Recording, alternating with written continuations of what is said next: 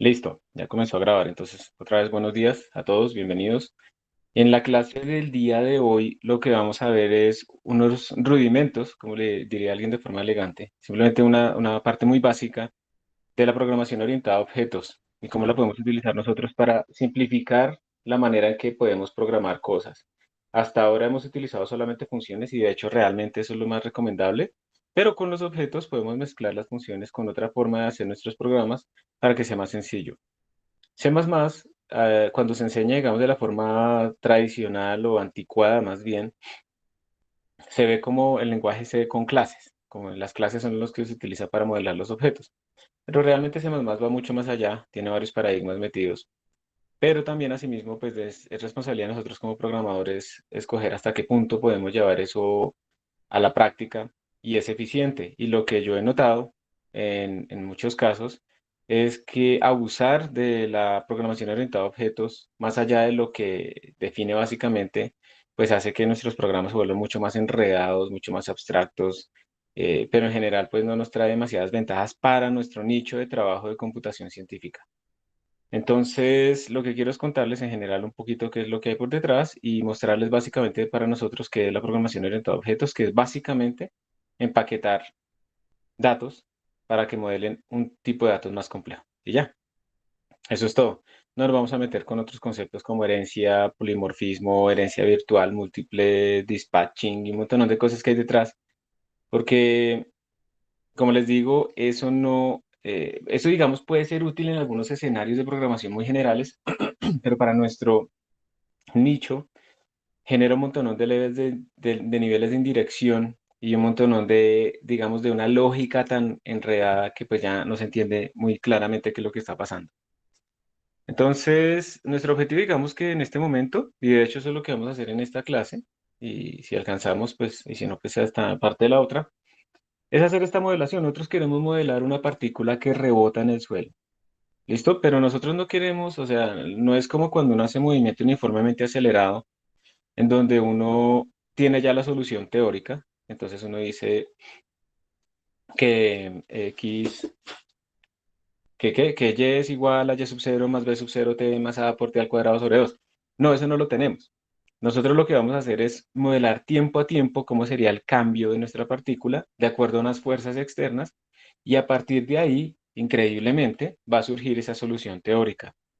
Pero obviamente eso que nos permite a nosotros movernos de un paso de tiempo T a un paso de tiempo T más delta T, ese algoritmo integrador, ese algoritmo que nos permite cómo resolver la ecuación diferencial, ese algoritmo pues tiene que tener ciertas características. Entonces, en general sí, vamos a resolver ecuaciones diferenciales, pero no es como cuando uno le enseña como o escucha por ahí ejecuta o cosas de ese estilo, que es esto es otra forma diferente que se llama Molecular Dynamics, en donde uno básicamente a partir de las fuerzas en un momento t, pues trata de calcular de cierta manera cómo serán los movimientos para un tiempo t más delta t.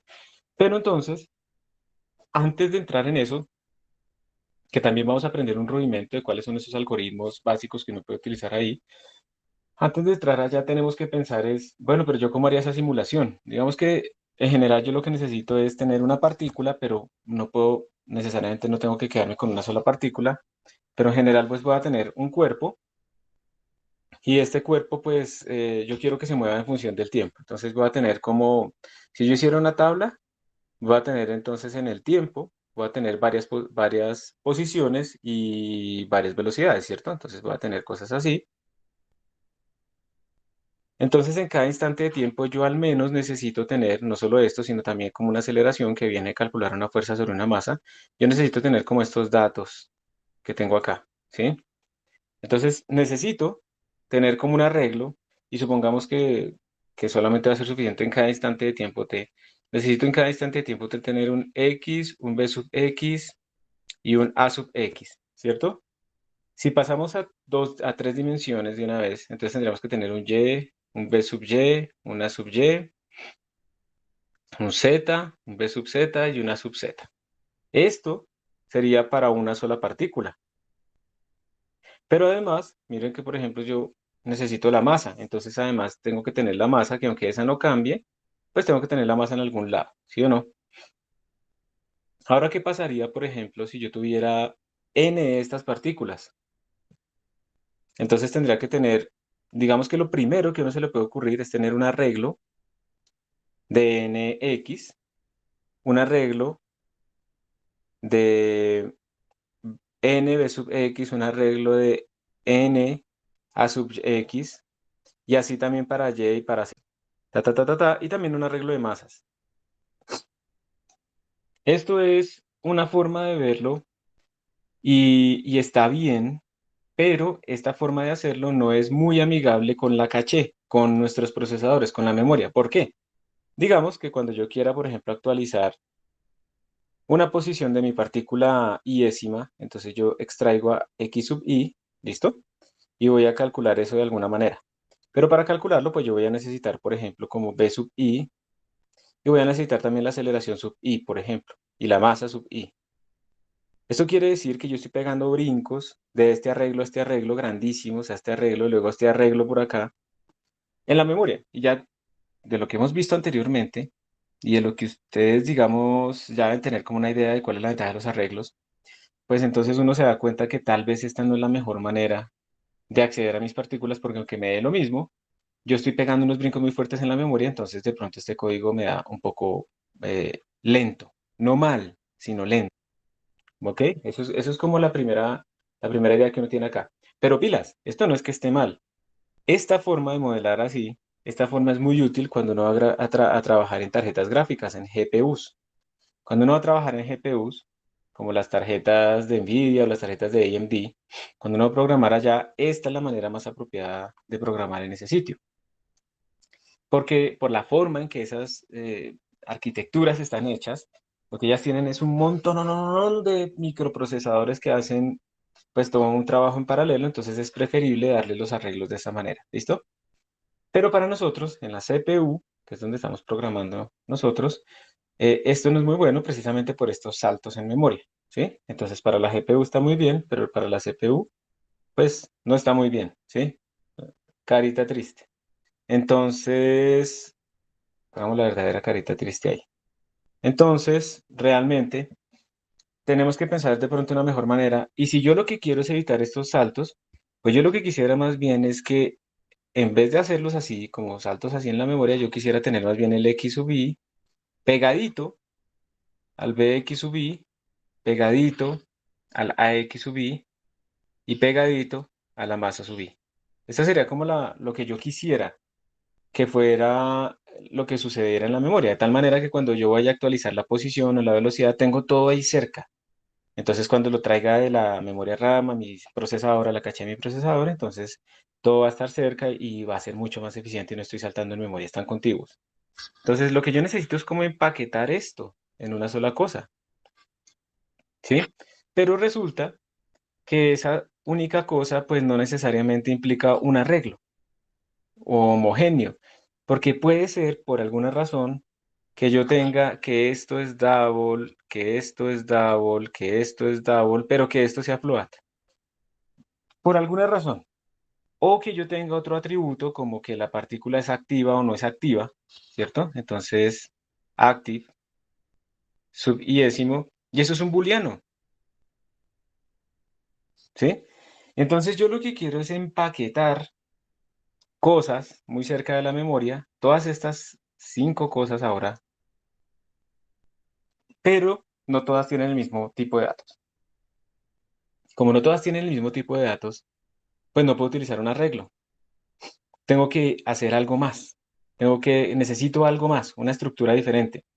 Y precisamente lo que vamos a ver nosotros ahora es que esa estructura va a ser lo que nos da pues la palabra reservada struct o la palabra reservada class. Cualquiera de las dos.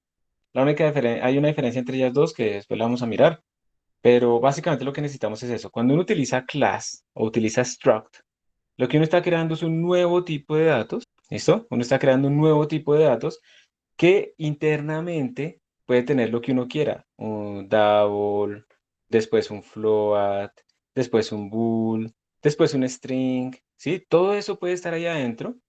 Y yo después más bien, digamos que si a esto le llamo la estructura particle, yo más bien después lo que hago es un arreglo de particles. Entonces std vector y él lo que va a guardar son un montón de particles.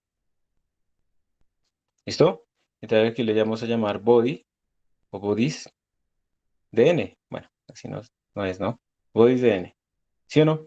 Entonces miren que ahora lo que tenemos es un vector de partículas donde cada partícula tiene este conjunto de datos. Esto es muy importante. Cada partícula tiene este conjunto de datos y, y digamos, esos quedan cerca de la memoria porque es cada elemento. Y cuando yo hablo de este vector y paso de partícula a partícula, pues estoy pegando un salto que es el salto que miden todos estos atributos internos. Aquí básicamente lo que acabamos de hacer fue una modelación orientada a objetos. Estamos pensando cómo puedo modelar una partícula, qué necesito que tenga esa partícula, y entonces estoy utilizando o una clase para crear ese nuevo tipo de datos. Es decir, ustedes en C++ pueden crear nuevos tipos de datos. En la programación orientada a objetos en general, que también la tiene Fortran, incluso la tiene también Python. Java sí es directamente orientado a objetos, pero por eso también es tan feo, por ejemplo, un Hello World en Java. Pero entonces la idea es que con esto ustedes pueden crear nuevos tipos de datos. Así como ustedes tienen un int, tienen un float, tienen un double, ustedes pueden crear nuevos objetos para modelar lo que quieran. Ah, es que yo soy un físico teórico, no sé qué, y entonces quiero modelar un espinor. Listo. Haga un objeto tipo espinor que tenga las características del espinor. Entonces, por ejemplo, y me va a salir un poquito del tema de la partícula, si yo estoy haciendo una modelación de, no sé, un cuaternión para modelar rotaciones, entonces yo sé que los cuaterniones, por ejemplo, o sea, internamente son un arreglo de cuatro elementos, ¿sí o no? Y ya. Pero, por ejemplo, yo puedo poder multiplicarlos. Pero como yo me inventé este objeto cuaternión, yo lo creé, pues C++ no sabe cómo multiplicar. La multiplicación finalmente es una función. Cuando ustedes escriben esto con dos números, ustedes lo que están diciendo es Q1, aquí no importa el tipo de datos, Q1 punto operator asterisco evaluado en Q2. Esto es lo que significa poner Q1 por Q2 en C++, ¿sí? Uno llama una función interna. Este punto quiere decir que este operator asterisco pertenece a este tipo de datos, el tipo de datos de Q1. Entonces, cuando ustedes tienen dos enteros, uno lo que tiene es que él sabe cómo multiplicar dos enteros. Él sabe esta función para los enteros cómo es, para los floats, para los doubles. Pero para un cuaternión que uno se acaba de inventar, pues no existe. Entonces uno lo tiene que enseñar. Uno le puede enseñar a C++ a multiplicar y ahí eso es lo que se llama overloading operators. Entonces uno está sobrecargando o enseñándole, dándole nuevas funcionalidades le está enseñando a C++ cómo multiplicar ese nuevo tipo de datos. Entonces uno simplemente crea una función dentro de su clase llamada operator asterisco. Y con eso le enseñamos a multiplicar, a sumar, a dividir, a imprimir con cout, si queremos seguir utilizando cout y todo ese tipo de cosas.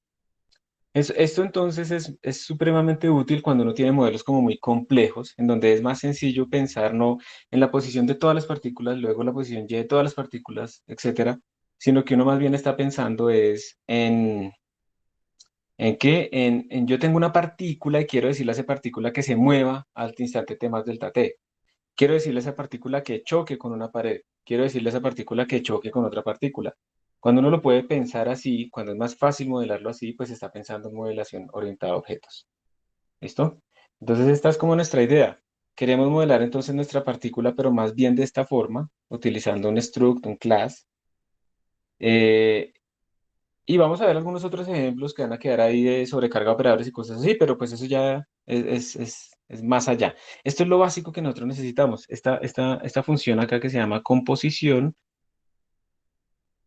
lo que estamos buscando es esto, poder como ponerle diferentes atributos a una sola partícula para poderla modelar, ¿sí? Entonces estamos colocándole internamente muchas cosas. Y no solamente se le pueden poner atributos. Si estamos modelando un perro, uno también le puede poner una función ladrar que imprima a la pantalla un wow, ¿sí? Entonces podemos colocarle a nuestras estructuras o nuestras clases tanto atributos como funcionalidades internas. Y la forma de acceder, pues, es con estos puntos. La forma de poder acceder a esas partes internas es con esos puntos. Entonces, esto es lo que vamos a ver el día de hoy. ¿Listo? ¿Cómo podemos hacerlo? Y ya con esto es más sencillo. Nuestra modelación, vamos a asumir entonces que que ya hemos creado nuestra estructura de particle. La vamos a llamar P a nuestra partícula. Entonces podemos crear funciones que reciban partículas. Entonces podríamos crear, por ejemplo, una función que se llame initial conditions y que reciba nuestra partícula por referencia para modificarle lo interno. Y entonces le pone el X sub 0, el B sub 0, perdón, aquí lo estoy escribiendo mal. Él le pondría el X igual a algo, que sería el X en el tiempo t igual 0, el Bx igual a algo, que sería en el tiempo t igual 0 y así sucesivamente. ¿Listo? Si tuviera más partículas, pues le mando el vector y le hace esto mismo a cada una de ellas. Y cada una tiene su propio X, cada una tiene su propio B sub X, etcétera. Podemos crear funciones como time step,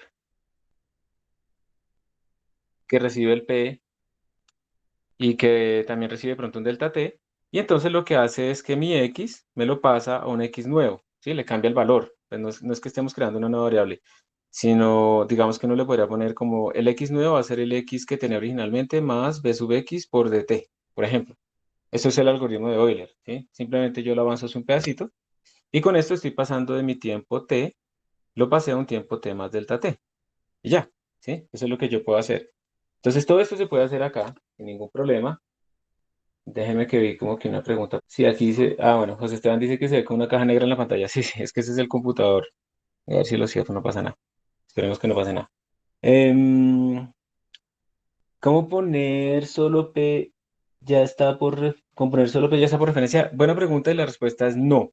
Como es un nuevo tipo de datos, en general se pasa por copia. Entonces, cuando tú declares esta función, tienes que poner el ampersand en los argumentos. ¿Listo, Juan Diego? Hay que poner el ampersand ahí. Ya ahorita lo vamos a ver en el ejemplo específico.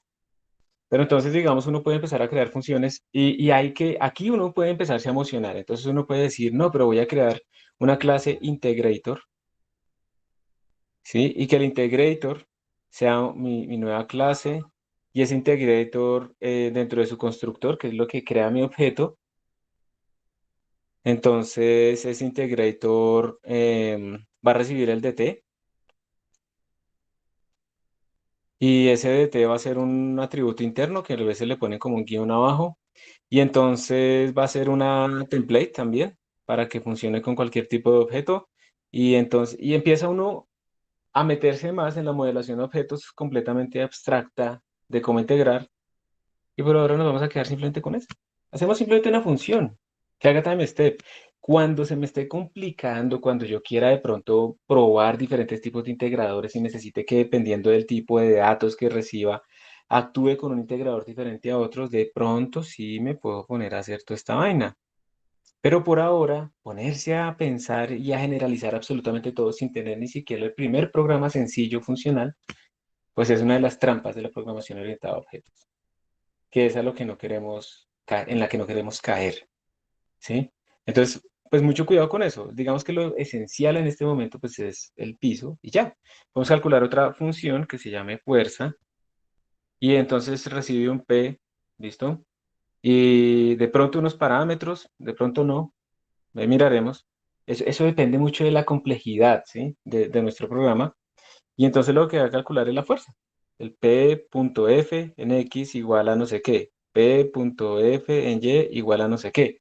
Y con eso, pues ya podemos así llamar a nuestra función TimeStep, que seguramente va a tener que calcular también las aceleraciones y cosas así. Listo, entonces este va a ser nuestro objetivo. Y entonces nuestra partícula se va a mover gracias a TimeStep y gracias a la fuerza. Para cuando la partícula esté cayendo, por ejemplo, pues la única fuerza va a ser menos mg, ¿sí o no? Esa es la única fuerza presente. Pero cuando la partícula de pronto le pegue al suelo, entonces tiene que aparecer otra fuerza. Si nosotros no le ponemos una fuerza, entonces no existe el piso. Entonces podemos ponerle una fuerza que vaya hacia arriba, una normal, pero esa normal va a ser proporcional a este pedacito de interpenetración que hay con el suelo. Eso es una primera forma de modelarlo, como si el suelo fuera como un resorte. Entonces va a ser como una constante de resorte que es parecida al módulo de Young por delta. Ya cuando uno hace estos estudios en 3D y los ingenieros estudian, digamos, en la teoría de la elasticidad, pues esto realmente tiende a ir a la 3 medios con la ley de Hertz, es lo que se encuentra. Lo vamos a hacer sencillo porque en este momento lo único que nos interesa es el efecto físico fundamental y es que rebote, ¿sí? Eso es lo que necesitamos, que rebote, que no siga entrando en el suelo, sino que rebote. Y pues esta fuerza modelada de esta manera, pues implica que se debe conservar la energía. Entonces, si yo graficara la energía en función del tiempo, la energía mecánica, entonces yo esperaría que fuera pues así, ¿cierto? Si yo graficara la energía cinética o potencial, entonces yo esperaría que esto tuviera unos comportamientos extraños, extras acá cuando está interpenetrando así con el suelo, pero en general yo esperaría que esto se conservara, pero ustedes van a ver que dependiendo del delta T, precisamente de esa ventanita de tiempo que estamos usando para integrar nuestro sistema, dependiendo de ese delta T, esta conservación no nos va a dar muy bien. Si este delta T es muy pequeño, perdón, es muy grande, pues puede ser que nos dé como así. Y a medida que yo disminuyo, esto va dando cada vez mejor, pero nunca va a ser perfecto. Eso solamente para caída libre. Pero cuando ya tenemos esta dinámica, miren que la escala de tiempo, digamos, de esto puede ser, no sé, de segundos. ¿Listo? Pero cuando hablamos de un choque con el suelo y lo ponemos al suelo relativamente duro, pues esta escala de tiempo pasa a ser fácilmente de milisegundos. Entonces, el delta T, que aquí era muy bueno, puede ser muy grande en este sitio. Entonces, cuando uno le mete esos choques, empieza a ver que en cada choque se empieza a perder como más o a ganar más energía, que eso no tiene sentido. Y entonces ahí es donde uno se da cuenta que, por ejemplo, Euler, el algoritmo ahí que escribí facilito, no es el mejor y que uno tiene que utilizar otro tipo de algoritmos. Y hay toda una ciencia de estudios de algoritmos de integración que se dedica pues precisamente a la dinámica molecular, que es esto que estamos haciendo acá, que es como integrar en, las ecuaciones de Newton en pasos de tiempo discretos. Hay toda una ciencia de cómo son esos algoritmos. Entonces aparecen algoritmos como el de Berlet, el de Leapfrog, eh, Berlet optimizado, el predictor corrector. Hay muchísimos, ¿sí? Muchas formulaciones de estos. Estos tienen una ventaja, es que son simplécticos. Y esto implica que estos algoritmos, digamos, oscilan alrededor de la solución real y conservan como el volumen en el espacio de fase después de pasar un tiempo t más delta t. Entonces esto tiene forma diferente, pero tiene, digamos, el mismo volumen. Y esto tiene unas ventajas en cuanto a la conservación de la energía. Por eso digamos que estos algoritmos son de los que más se usan cuando uno está modelando el universo, pues sí, partículas orbitando alrededor de otras. Por ejemplo, el de Berlet es muy bueno porque tiene una precisión de orden delta t a la 4 en la posición, pero tiene una precisión muy baja, delta t al cuadrado, pues muy baja entre comillas, en la velocidad. ¿Qué quiere decir esto? Delta t a la 4, delta t al cuadrado. Quiere decir que si ustedes, por ejemplo, disminuyen el delta t en 10 veces, el error en la posición disminuye en 10 a la menos 4. Sí, eso es lo que quiere decir, o sea, es muy bueno. Pero pues el delta t 10 disminuye 10 veces, quiere decir que la simulación se les va a demorar 10 veces más para el mismo tiempo, porque tienen 10 veces más intervalos. ¿Por qué se utiliza este? Porque como en la ley de gravitación de Newton, la posición es mucho más importante que la velocidad, pues necesitamos tener muy buena precisión. El de Leapfrog, en cambio, es de orden delta t al cubo, tanto en posición como velocidad. Eh, Uno pierde en uno y gana en el otro, también depende de la aplicación. Para lo que vamos a hacer nosotros, pues no es muy relevante, o sea, no hay mucha diferencia. Pero dependiendo de la aplicación hay, digamos, diferentes algoritmos. La otra cosa también, la otra cosa fundamental y diferente entre estos algoritmos es que normalmente solo requieren, por un paso requieren una sola vez evaluar f. ¿Listo? Y hay otros algoritmos como el de predictor corrector o como por ejemplo rungecuta y esa cosa que por cada paso de tiempo, entonces esto es digamos Berlet, Leapfrog, pero hay otros como por ejemplo eh, rungecuta 4 por ejemplo, que requiere evaluar 4 veces la función de fuerza por cada paso de tiempo.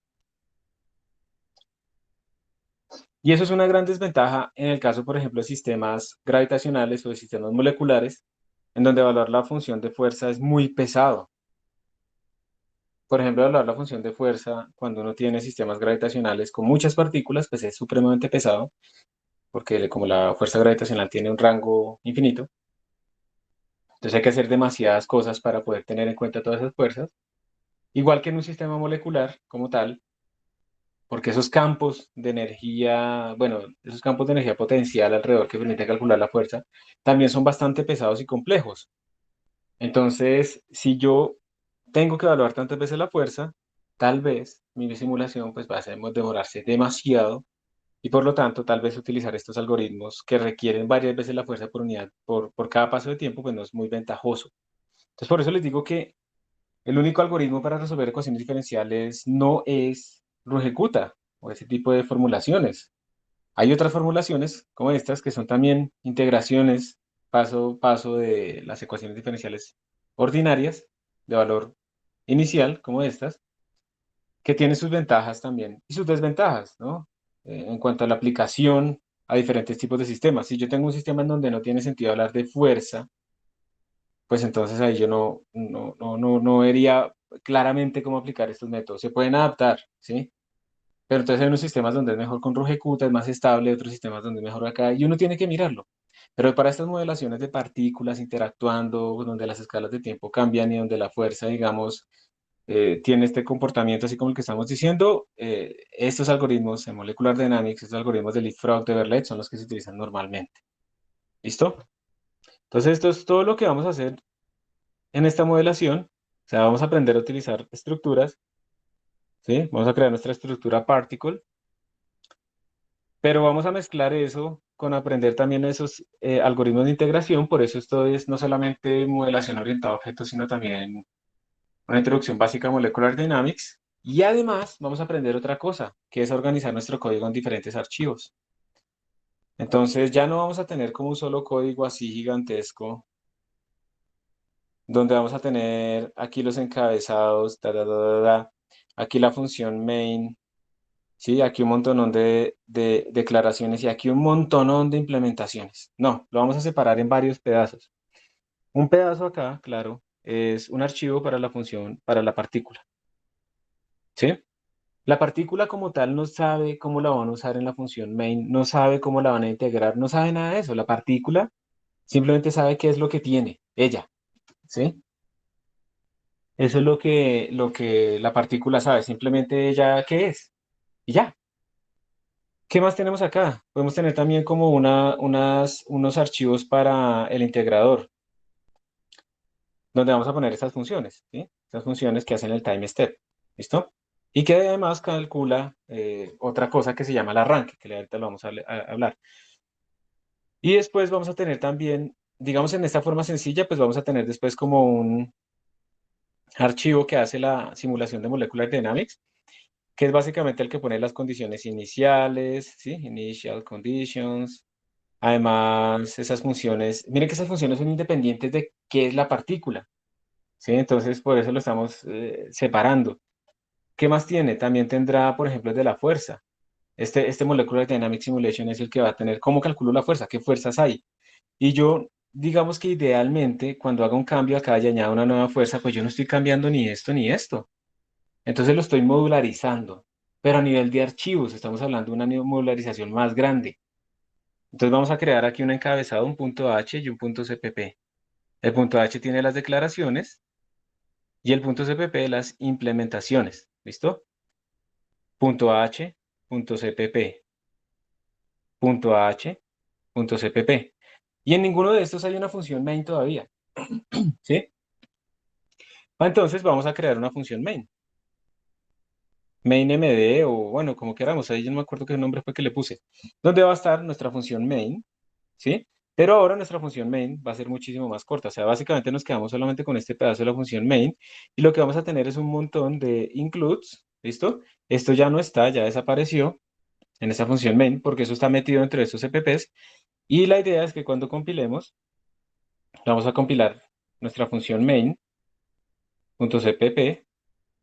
y pero además le vamos a poner el integrator.cpp y le vamos a poner también el particle.cpp. Y esa es una forma de hacerlo. Hay varias formas de hacerlo modularizadas, pero esa es como la forma más sencilla. ¿Qué ventajas tiene esto? La ventaja es que si yo, por ejemplo, llego y digo, voy a implementar un nuevo integrador, entonces yo solamente tengo que cambiar este archivo y en principio solamente tendría que recompilar este módulo, ¿sí? Este módulo que tengo acá, porque fue el único que cambió, y este main, para crear el ejecutable. Esos dos serían los únicos que yo tenía que recompilar. Para este ejemplo, pues obviamente se ve como que no gano nada, pero es que esta es la forma en que funciona ya los proyectos más grandes de programación digamos, el kernel de Linux. En el kernel de Linux ustedes básicamente pueden tener 1 millón de CPPs, bueno, 100.000 CPPs, 100.000 headers también, 100.000 .h. Y si ustedes cambian un elemento de esos, pues ustedes no tienen que compilar los 100.000, ustedes solamente recompilan esa parte correspondiente a ese elemento chiquito y después crean el ejecutable utilizando los objetos que ya habían creado anteriormente y este nuevo. Y ya. Entonces, esta es la manera, digamos, de hacerlo.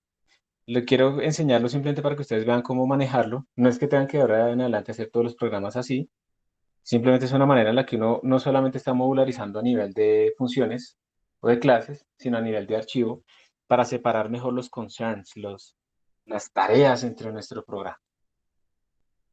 Ok, entonces como pueden ver, lo que nos espera es algo chévere, ¿no? Vamos a aprender hartas cosas. Y al final, todo esto se va a resumir en que vamos a poder hacer una gráfica de una partícula que va cayendo. Entonces, si graficamos, no sé, primero cuando es caída libre, la velocidad en el eje Y en función del tiempo, pues vamos a ver una cosa así. Bueno, la rapidez, ¿listo? Vamos a ver una cosa así donde la pendiente debería ser aproximadamente G. Y cuando ya la pongamos a la partícula a rebotar, entonces si ponemos aquí el eje Z, depende de que pongamos vertical, y aquí X, y le ponemos una velocidad inicial hacia el eje X también, entonces vamos a ver esto, que la partícula rebota. Y después es muy sencillo, es simplemente añadir más fuerzas. Entonces, no, que yo quiero ahora más partículas. Listo. Entonces venimos acá al M de simul y metemos fuerzas con otras partículas y modificamos entonces el cálculo de fuerza y ya está. Podemos tener ahora choques con otras partículas, entonces podemos poner unas partículas en una caja que empiecen a moverse. Y entonces podemos ponerles condiciones aleatorias al inicio y de velocidad y de posición desde que no se estén tocando. Entonces cuando ellas se acercan una a la otra rebotan. Entonces uno puede mirar cómo cambia la distribución de velocidades. Entonces al inicio todas tienen como la misma rapidez, pero en diferentes direcciones. Entonces uno tendría como casi una delta ahí al inicio. Y luego de un tiempo va a ver que eso se va a estabilizar en la distribución de Maxwell-Boltzmann o cosas de ese estilo que dependen de la temperatura inicial y esa temperatura pues tiene que ver con las energías cinéticas. Uno puede calcular la presión en las paredes. O sea, con esto ustedes ya están simulando microscópicamente un sistema. Y esto tiene sus ventajas y sus desventajas. Hablemos de la desventaja inmediatamente. Es muy lento, porque pues por cada partícula se estoy integrando las ecuaciones de Newton. Entonces yo no puedo simular un gas con 10 a la 6 por 10 a la 23 partículas, sino que tengo que simularlo con muchos menos. Lo interesante es que a pesar de que yo utilice pocas partículas, la ley de los gases ideales surge naturalmente en estas vainas. Es impresionante. Sin tener que tener pues demasiadas partículas. Las ventajas entonces es que puede ser lento. Eso más o menos se puede remediar, pero no del todo. Si uno utiliza otro tipo de algoritmos, por ejemplo, en donde uno no tiene integración en pasos de tiempo tan chiquitos para resolver las colisiones, sino que uno tiene pasos de tiempo más grandes utilizando colisiones rígidas. Entonces uno se concentra es en el coeficiente de restitución y cuánto es la nueva velocidad a partir de las velocidades iniciales y cosas de ese estilo. Entonces perdemos información de las fuerzas, todo queda escondido en el coeficiente de restitución, pero ganamos en un delta t que es más grande. Acelera las simulaciones, pero no son del todo, pues, precisas, ¿no? De todas maneras, tenemos una discretización. Podemos paralelizarlo para que sea más rápido y de hecho, pues así es que se estudian todos esos sistemas moleculares que ustedes ven cuando modelan membranas, canales iónicos, todo eso. Se hace así con Molecular Dynamics, viendo cómo se resuelven las ecuaciones de Newton para cada uno de esos elementos, aunque sean casi atómicos. Aún así, ahí funcionan bastante bien las ecuaciones de Newton. Digamos que en la naturaleza cuántica en esos casos se puede, si es importante, se puede meter en esos campos de fuerza generales, pero eso es lo que se hace ahí. Entonces, la desventaja es que puede ser muy lento, eso es definitivo. La ventaja es que tengo mucha información interna de qué está pasando internamente. Entonces puedo tratar de conectar lo que pasa internamente con lo que pasa globalmente, sacar leyes, entender qué sucede, porque muchas veces esos pequeños detalles en estos sistemas son los que hacen que el comportamiento global sea muy diferente. Y ya. Entonces Santiago pregunta qué diferencia hay entre los .h y los .hh. Nada, esas son puras convenciones. A veces ponen .hpp, por ejemplo, porque son de C++, pero nos vamos a quedar con .h y .cpp y ya. Profe, una pregunta. Dale. En el próximo parcial nos va a tocar hacer pues una modelación de algún fenómeno. Depende, o sea, siempre, en los parciales siempre entra hasta la clase anterior. Entonces, probablemente. Ok, Entonces, presta harta atención, ¿listo? Bueno, ¿más preguntas? Ok. Entonces, conceptos, digamos, básicos de la programación orientada a objetos. Entonces, uno tiene un objeto, precisamente, que es la unidad de modelación que uno está trabajando. En este caso, es nuestra partícula. ¿Listo?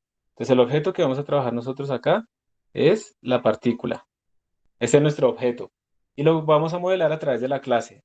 Puede ser con clases o puede ser con estructuras, cualquiera de las dos. Y esto lo que quiere decir es qué tiene nuestra partícula, de qué está compuesta. Tanto atributos como funcionalidades. ¿Listo? Ambas cosas. Entonces, como les digo, no necesariamente tiene que ser solo un paquete de datos, pero puede ser eso, pero no necesariamente tiene que ser solo eso, también puede tener funcionalidades. Depende de lo que uno esté modelando. En cuanto a la abstracción, esto quiere decir en la programación orientada a objetos es que uno trata como de hacer los objetos lo más generales posibles, de tal manera que no dependa como un detalle particular de lo que tiene el objeto para su funcionalidad. Entonces, en este caso, pues nosotros decimos qué es lo mínimo que necesito para mi partícula, cuáles son los atributos mínimos. Entonces, para la primera parte de la modelación, que es simplemente una partícula cayendo, pues uno sabe que necesita como una masa, como unas posiciones y como unas velocidades y pues también unas aceleraciones. Eso es lo mínimo que yo necesito. Pero, por ejemplo, miren que cuando yo estoy diciendo esto, ¿ese objeto tiene alguna forma? ¿Ustedes qué creen? Si solamente tienen posición, velocidad, aceleración y masa, ¿podrían asumir alguna forma de ese objeto? ¿Es puntual? Es puntual, ¿cierto? Estamos haciéndolo de simplemente el centro de masa, muy bien.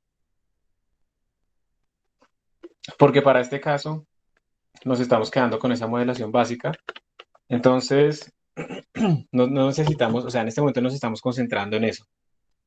Pero cuando la partícula vaya a pegar contra el suelo, pues ahí sí necesitamos asumir que tiene una forma. Entonces ahí tendríamos que meterle un atributo nuevo. ¿Listo? Si queremos una partícula además que esté inactiva o activa o cosas así, pues tenemos que ponerle otro atributo nuevo. Entonces, dependiendo del nivel de modelación que necesitemos, los atributos deben reflejar eso. ¿Está bien? La encapsulación, yo la verdad es que de composición. La encapsulación es esto, precisamente empaquetar todos esos atributos dentro de nuestros datos fundamentales. Entonces, una partícula va a tener todos esos datos internamente. Eso es encapsular. Yo hablé de composición. Composición es una clase dentro de otra clase, pero aquí es encapsular.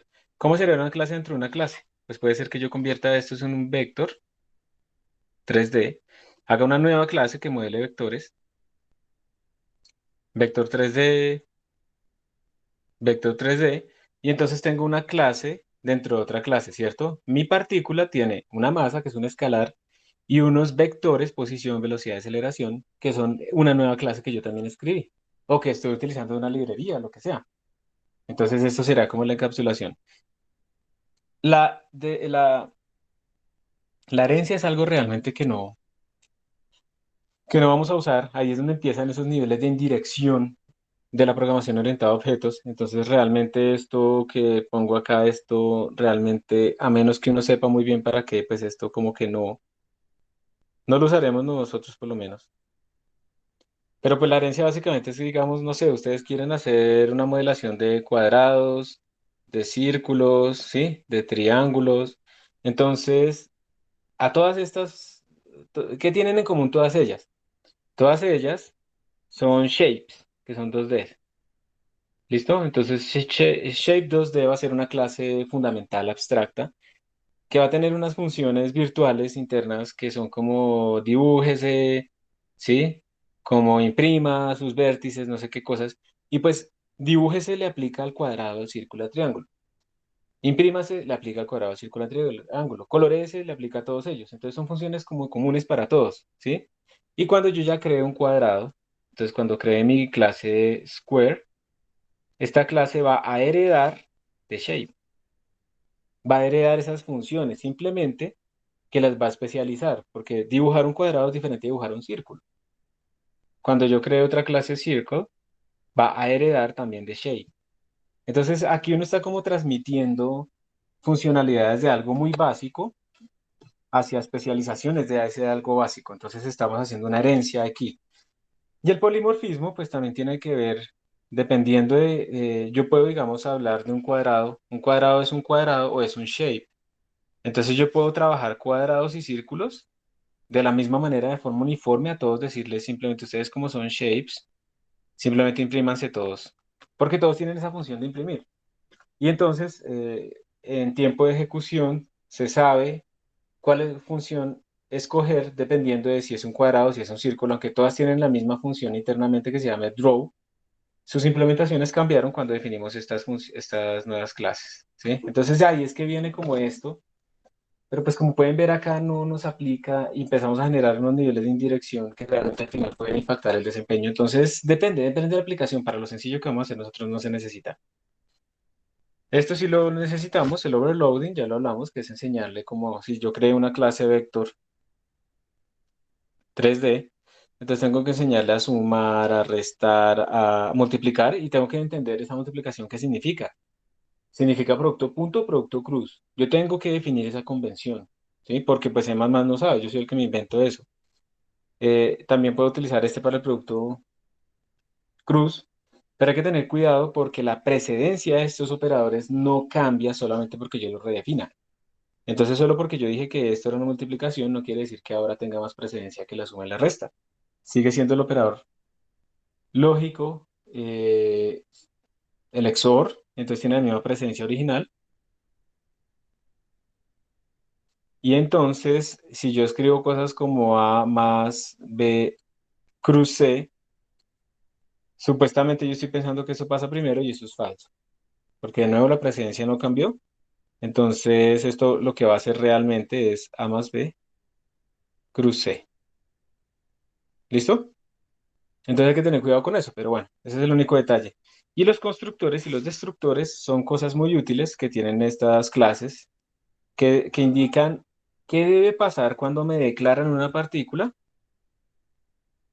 particle P, y yo escribo esto, ¿qué debe pasar?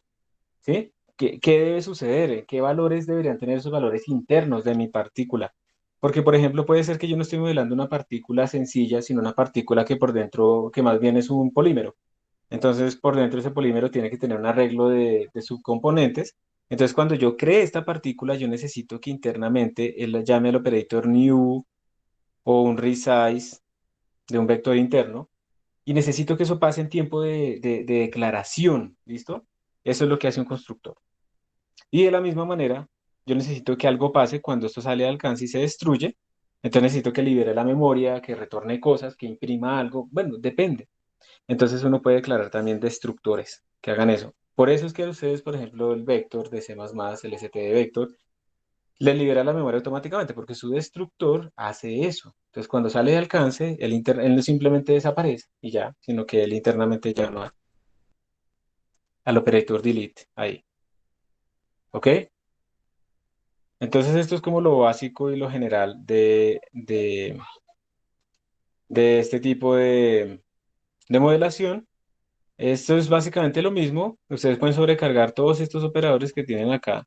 Ustedes, estos operadores son todos los que pueden sobrecargar. Miren que pueden sobrecargar hasta los operadores corchete. ¿Cómo se sobrecarga un operador? Como ya les dije, todas estas son funciones. Entonces, si ustedes quieren sobrecargar el operador de división, pues lo que tienen que hacer es definir una función internamente a la clase que se llame operator slash y que debe recibir pues algo que normalmente pues es, en este caso, otra partícula. Pero, por ejemplo, tiene sentido coger una partícula puntual y dividirla entre otra partícula, en nuestro caso, ¿ustedes qué dicen? ¿Tiene sentido eso?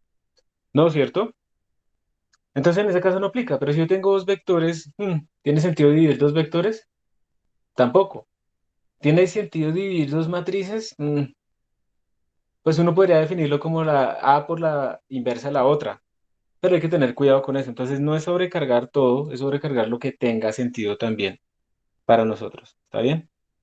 Aquí hay un ejemplito de una clase, una estructura, perdón, que es una estructura para modelar fechas.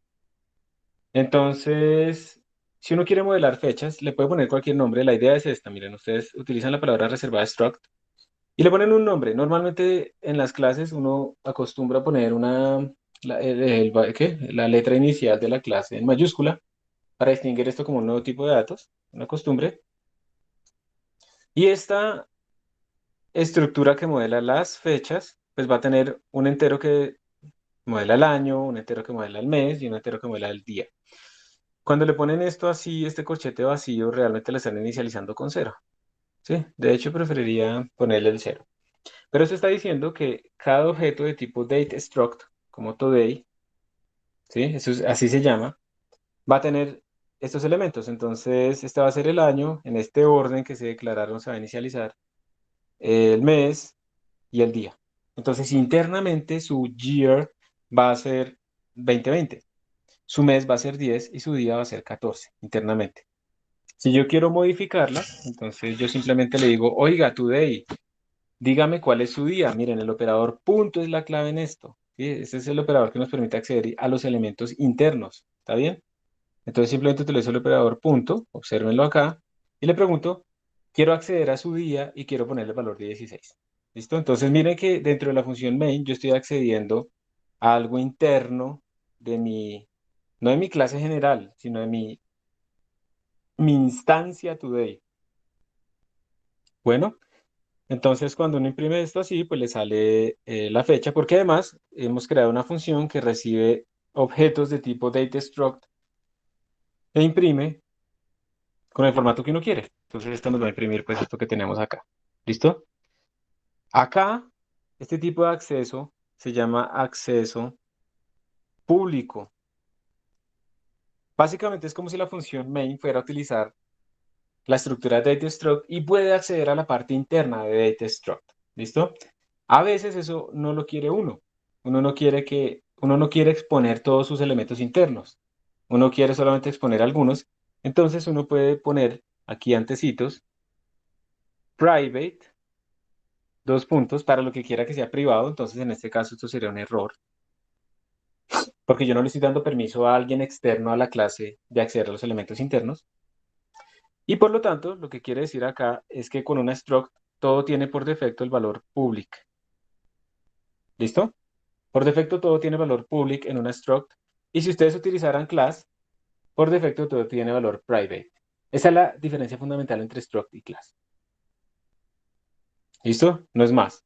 Pero son completamente equivalentes en el resto de cosas. Esta es la gran diferencia, o más bien la forma en que yo puedo modelar una struct con una class.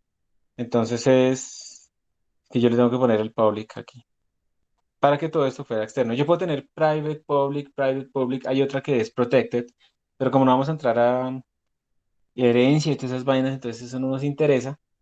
Entonces, esta digamos es la única diferencia. Entonces, si utilizamos struct, utilizamos class, hay que tener en cuenta esa diferencia entre visibilidad. Y si queremos modelar con un class, un struct, pues entonces utilizamos el public para lo que nos interesa. Si queremos solo exponer una parte, ponemos public ahí y lo que esté por debajo va a ser public. Y si después yo escribo private aquí dentro de mi clase, todo lo que esté por debajo va a ser private y así. Y puedo volver a poner public y bueno, lo que sea. ¿Está bien? ¿Las structs son iguales a las de C? Pregunta Juan Esteban. Y la respuesta es sí, son las mismas structs.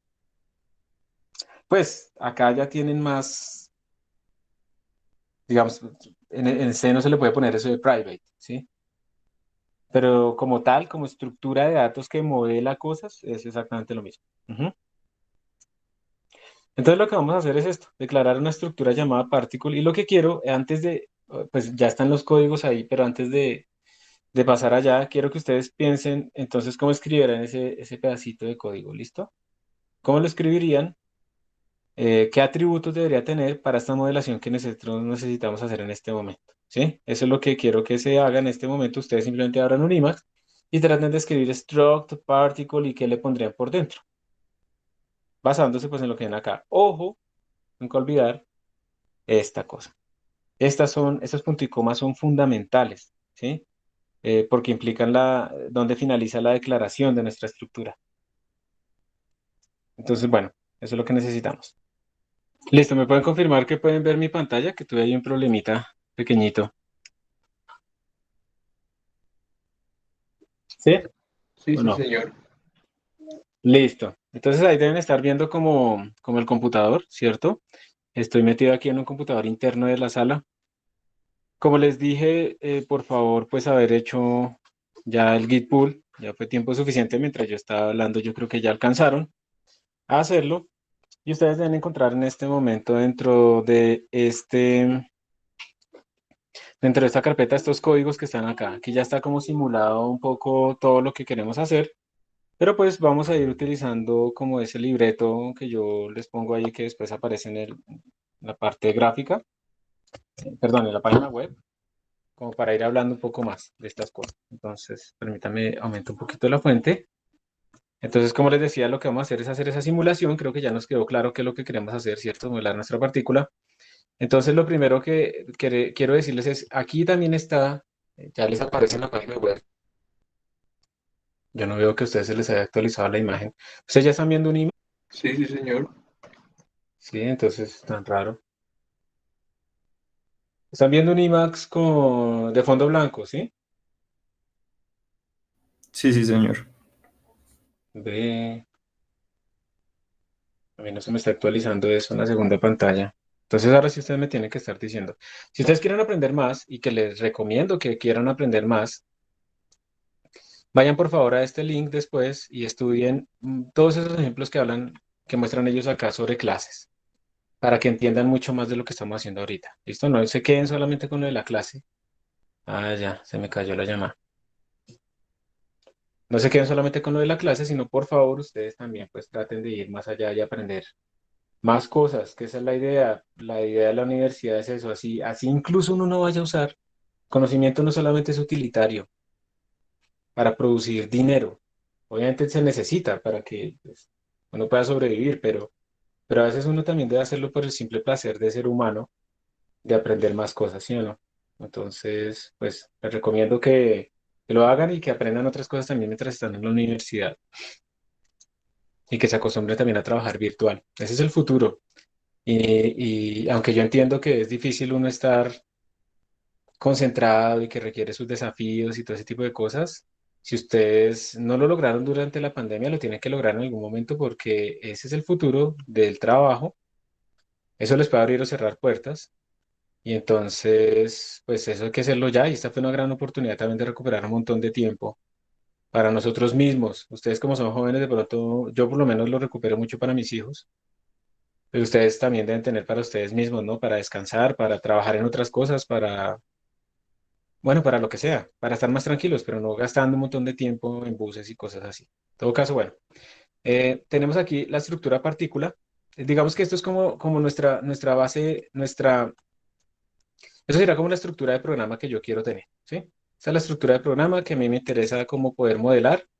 Entonces, como que yo quiero tener una partícula que la voy a llamar bola y quiero que a esa bola, esa es como la función main. Entonces, dentro de la función main voy a declarar una bola y voy a decirle, bueno, estas son sus condiciones iniciales, calcule la fuerza, con estas dos cosas yo tengo, digamos que aquí yo tengo R de cero, vamos a poner el vector de posición así, entonces voy a tener R de cero, cuando está en corchetes, en paréntesis, va a ser el tiempo, ¿listo? Entonces R de cero, B de cero, con todas sus componentes, y ya, eso es lo que estamos haciendo aquí en las condiciones iniciales. Y cuando yo calculo la fuerza, entonces estoy calculando la fuerza en cero. ¿Listo? Entonces así queda completamente inicializada mi partícula. Bien. Luego, cuando yo haga esto de Star Integration, esto es como para poder iniciar el algoritmo de integración. ¿Listo? ¿Y eso qué quiere decir? Ya ahorita lo vamos a ver. Pero es que hay algunos algoritmos de integración que requiere que yo mueva mis valores iniciales no en cero, sino en cero menos delta t o cero más delta t y cosas de ese estilo. Eso es lo que necesito. Y luego la imprimo, simplemente mi función print lo que va a hacer es imprimir mi pelota y el tiempo. Entonces yo imprimo el tiempo y algunos valores, por ejemplo, posición, velocidad y fuerza en ese tiempo, porque yo quiero después pues, poder analizar. Entonces está la parte como inicial, como el preprocessing se llama esto, preparar nuestro sistema, y luego vamos a hacer la evolución, que es el processing, digámoslo. Entonces yo voy a ejecutar este mismo loop un número de pasos de tiempo discretos. Estos son pasos en el tiempo. En steps es el número de pasos de tiempo total que quiero hacer. Y por cada paso de tiempo, ¿qué es lo que voy a hacer? Voy a llamar la función time integration. Eso lo que va a hacer es pasarme de t a t más delta t. ¿Listo? Simplemente me estoy moviendo en el tiempo. Entonces, time integration es el que va a tener a Euler, a Leapfrog o a Rungecut, a lo que yo quiera. Luego calculo la fuerza, porque pues obviamente time integration asume que yo ya calculé las fuerzas. Entonces debo calcular la fuerza para el siguiente tiempo. Entonces aquí lo podemos poner como F en T más delta T. Puedo haberlo hecho antes también ¿de qué? Antes del time integration. También lo puedo haber hecho así y para que quede en el tiempo T, pues no importa. Pero miren que es muy importante, si yo la pongo acá, estoy en el tiempo T más delta T, pero si la pongo aquí arriba, estoy en el tiempo T. Recuerden que time integration me mueve en el tiempo, entonces tiene significados diferentes estar antes o estar después. Y es muy importante que ustedes piensen en esas dependencias implícitas temporales para ese tipo de programación. Y luego, por cada paso de tiempo, pues voy imprimiendo. Para este programa sencillo que tenemos acá, vamos a imprimir durante todos los pasos de tiempo, pero si ustedes tienen un sistema en donde tienen muchísimas partículas y además tienen muchísimos pasos de tiempo, imprimir toda esa información probablemente no sea muy útil. Entonces uno imprime solo cada 100 pasos, cada 200 pasos o cosas de ese estilo, porque eso es una operación lenta y esa información de pronto no es tan relevante. Lo que sí es importante a veces es uno, ya en simulaciones más grandes, imprimir como el snapshot del sistema para que yo lo pueda reiniciar. El snapshot quiere decir en este momento cuáles son todos los datos posibles que yo necesitaría para volver a iniciar mi simulación. Pero bueno, eso ya lo vamos a dejar ahí, yo no lo voy a tocar, pero pues simplemente tengan cuidado con la frecuencia con la que ustedes imprimen y también piensen ya en simulaciones más grandes, ¿qué pasa si se va la luz? ¿Qué pasa si su simulación se demoraba una semana y en el día 6.999999 ¡pin! Se fue la luz? ¿Les toca volver a empezar desde cero? ¿O ustedes fueron imprimiendo el estado del sistema de tal manera que lo podrían reiniciar desde cierto punto que no es cero, sino más cerca al final? ¿Sí? Eso es para simulaciones que se demoran mucho. ¿Lo necesitamos para esta? No. No siempre hay que poner todas las cosas para todas las simulaciones, depende de la escala en la que estemos trabajando. ¿Listo? Entonces, esto es lo que nosotros queremos simular, pero necesitamos definir cuál es nuestro particle, necesitamos definir estas funciones, ¿sí? Para pues poder como avanzar. Entonces, lo que vamos a ver, como les dije, en cuanto a programación de C++, son esto de las clases, las estructuras y la modularización del código, ¿listo? Entonces, nuestra estructura particle va a ser muy, muy sencilla. Bueno, y aquí entonces ya les estoy mostrando a ustedes qué es ¿cómo decirlo? ¿Cómo vamos a empezar a modularizar nuestro código? Entonces, a ustedes dentro del directorio les debe aparecer un archivo llamado particle.h que tiene este contenido.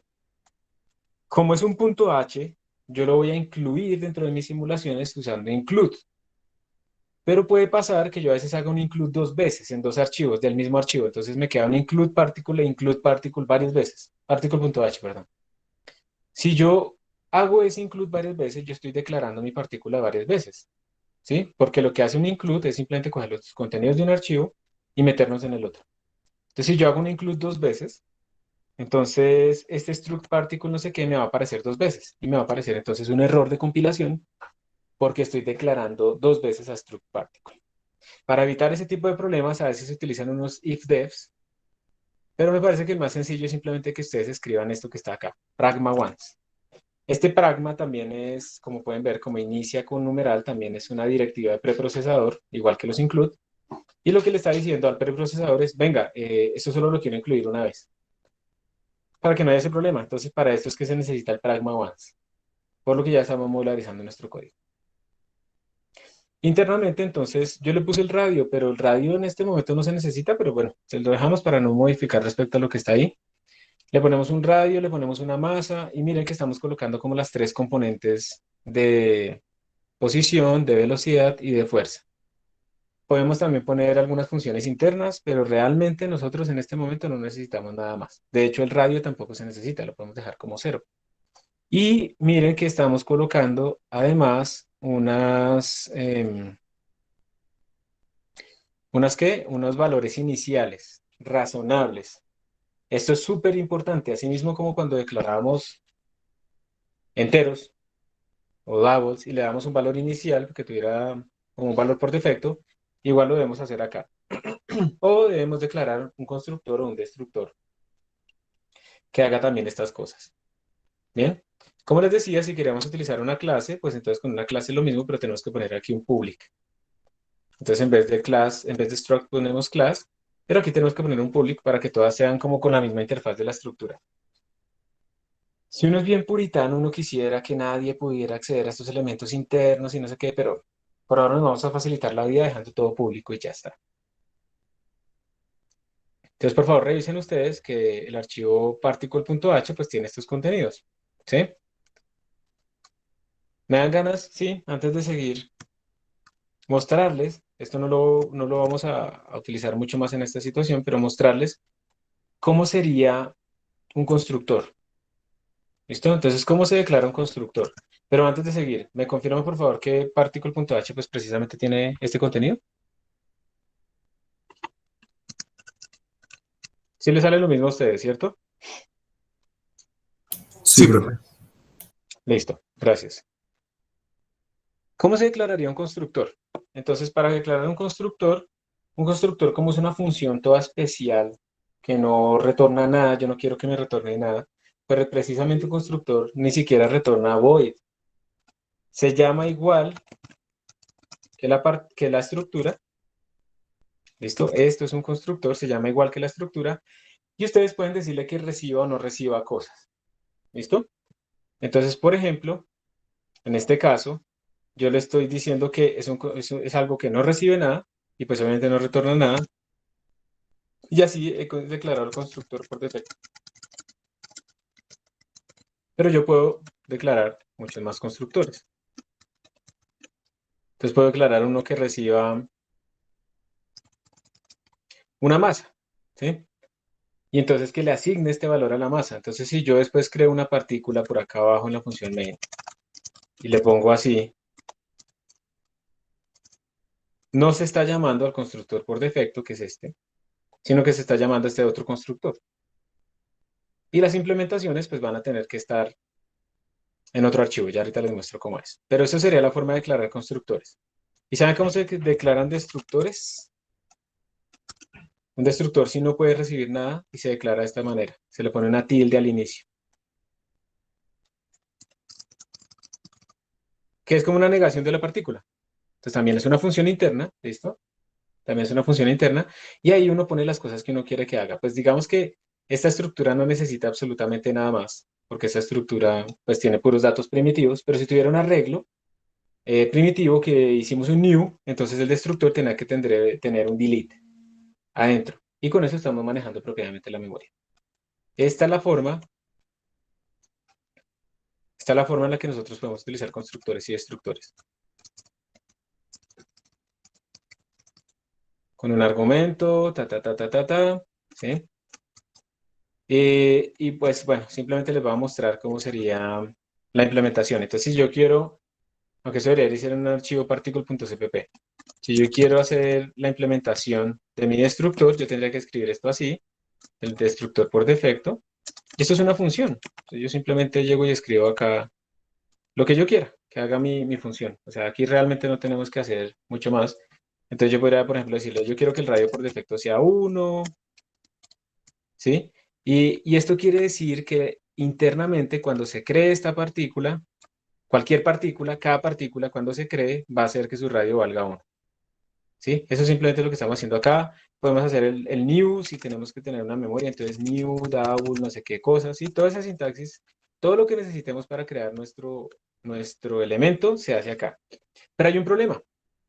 Cuando ustedes escriben esto así, C++ va a decir, oiga, eso es una función que no recibe nada pero no retorna nada, eso es un error. Entonces ustedes le tienen que decir, venga, eso no es una función cualquiera, eso es una función que viene de la clase particle. Entonces escribe así, particle, dos puntos, dos puntos. ¿Se acuerdan del operador dos puntos, dos puntos? ¿En algún momento lo hemos usado? ¿Alguien se acuerda? ¿En qué más lo hemos usado nosotros? Espacio de nombres. Señor, Espacio de nombres. espacio de nombres, ¿cierto? Cuando hacemos el std, dos puntos, dos puntos, no sé qué, precisamente se llama el operador de resolución de alcance, y lo que está diciendo es que este particle no está a nivel de archivo, sino que está dentro de la clase. Y esta es la manera en la que de verdad debemos declarar un constructor o una función interna. Cualquier función interna que queramos implementar de particle tiene que llevar esta clasificación porque estamos indicándole, esto pertenece a particle, esto no es una función global, esto pertenece a particle. Igual para el destructor, para todas las funciones internas, ¿sí? Para todas estas funciones necesitamos hacer eso así. Entonces esta sería la forma de tener constructores o destructores. ¿Listo? Pues simplemente a comentarla acá, porque pues no la vamos a usar por ahora. Y no quiero cambiar la modalidad, la funcionalidad con respecto a lo que ustedes tienen. Bueno, entonces esta sería la particle, ¿sí? Vamos a seguir. ¿Qué más necesitamos nosotros? Perdón. Necesitamos entonces también un encabezado para la integración en el tiempo. Estoy hablando mucho, entonces ya me está dando... Espera un momento. Yo creo que nos va mejor es mirándolo acá. Entonces vemos qué más archivos tenemos acá. Tenemos, miren, tenemos particle.h, ya sabemos qué es, para modelar la partícula. Miremos los integradores. Hay un integrador.h y creo que me falta la implementación, ¿no? ¿Qué tiene el integrador.h? Miremoslo acá. Ah, no, mentiras, ahí están bien. El integrador.h lo que hace es declarar, como ustedes pueden ver, lo que hace es declarar simplemente las funciones. Es una declaración. Entonces, él necesita saber cómo estas funciones requieren el particle. Entonces, él necesita incluir a particle ahí. Déjenme, yo les escribo. Entonces, lo que estoy diciendo es, él necesita, pues bueno, el pragma once, ya sabemos que es para incluir una sola vez. ¿Listo? Ya lo entendemos. Y él necesita incluir a particle. ¿Y por qué necesita incluir a particle? Porque como argumento dentro de sus funciones, él está recibiendo particles. Entonces, él necesita saber qué es una partícula. Por eso hacemos un include particle. ¿Listo? Y aquí estamos simplemente haciendo las declaraciones de las funciones. Solamente estamos haciendo eso, declarando las funciones. Entonces aquí lo que estamos diciendo es que vamos a tener dos funciones. Una función va a ser time integration o time step, la habíamos llamado antes, que lo que va a hacer es pasar de un tiempo t a un tiempo t más delta t. Y la otra que es start integration, que ya vamos a ver por qué se necesita en algunas ocasiones. Entonces miren que lo que normalmente va en un punto h, lo que normalmente va en un punto h, es que es la función, perdón, solamente son las declaraciones. ¿Listo? Solamente son las declaraciones.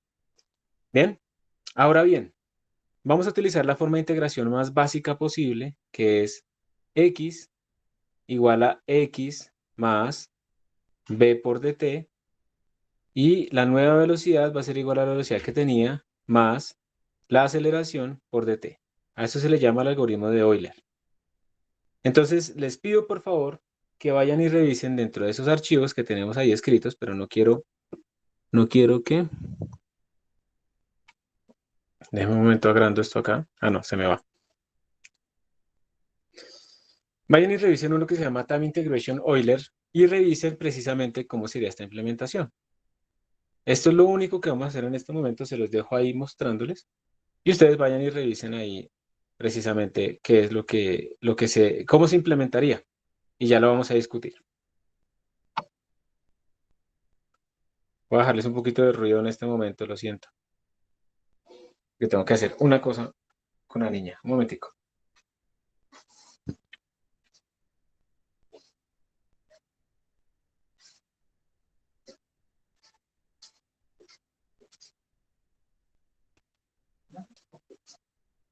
Ya, volví. Entonces, voy a quitar ya este rayón de acá.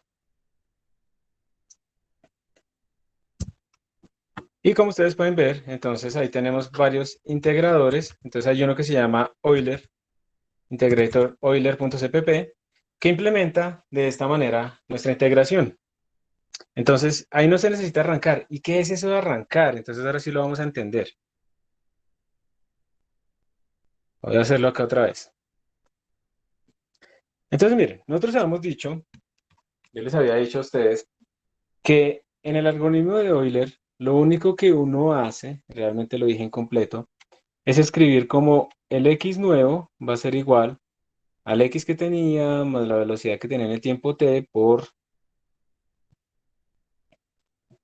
delta t,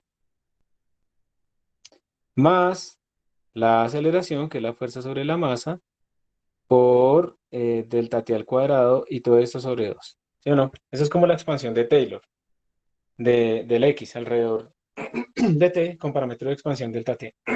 Perdón. Y la velocidad va a ser igual a la velocidad que tenía más la aceleración por el delta t. Eso es lo que nosotros tenemos. Entonces esto es escribir x en t más delta t y esto es escribir la velocidad en x en t más delta t. La pregunta que uno se debe hacer siempre con estos algoritmos es, ¿qué pasa en el primer paso de tiempo? Al inicio, cuando voy a hacer el primer paso de tiempo. Entonces, ¿cómo es x en 0 más delta t, primer paso de tiempo?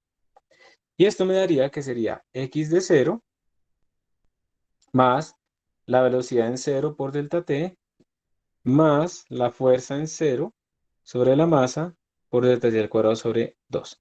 Entonces, como pueden ver, para hacer el primer paso de tiempo, yo necesito solamente las condiciones iniciales, x de 0, b de 0 y f de 0.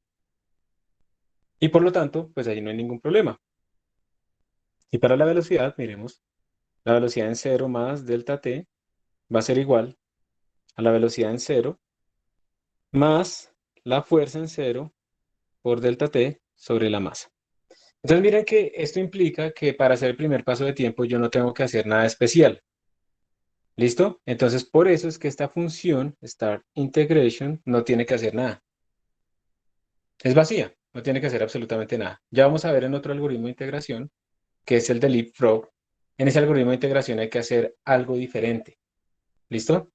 Entonces ahí sí hay que arrancarlo. Pero en este caso pues no hay que hacer nada, entonces es una función que no necesitamos y por eso pues digamos simplemente queda vacía.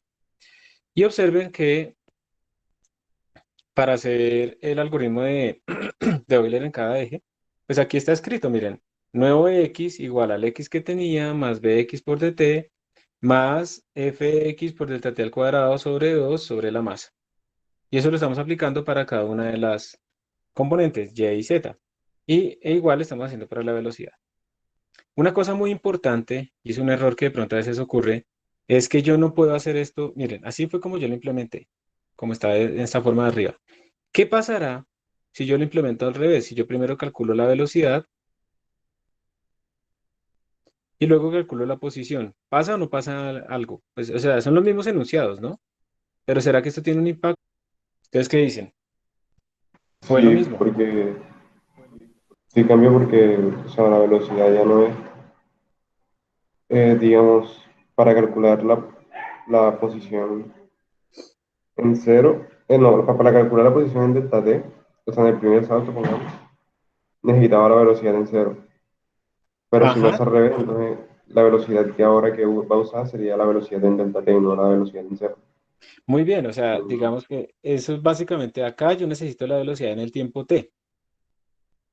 Y cuando yo lo paso en este orden, cuando yo lo invertí, ¿sí? Cuando los intercambié, entonces yo primero actualicé la velocidad, o sea, ahora la velocidad está en b más delta, en t más delta t, y por lo tanto esta velocidad que está acá es en t más delta t. Entonces estoy cambiando mis tiempos en las velocidades y estoy modificando mi algoritmo. Entonces aquí este orden es supremamente importante, se tiene que mantener. Y hay que ser bien cuidadosos en las formulaciones de estos algoritmos de integración para poder hacerlo correctamente. ¿Está bien? ¿Hay alguna pregunta acá? Profe, ahí no tendría que incluir el particle punto h. No, porque mira que yo, esa es una buena pregunta. Mira que yo incluí a integrator.h. ¿Y te acuerdas que integrator.h está incluyendo? No recuerdo. Pero lo Pensaba puedes que mirar solo ahí. tenía. Si quieres, míralo ahí, míralo de Integrator en tus códigos. Integrator.h, vas a ver que incluye a particle.h. Pero, incluso si tú quieres estar seguro, pues sí, tú puedes hacer otra vez un include particle.h.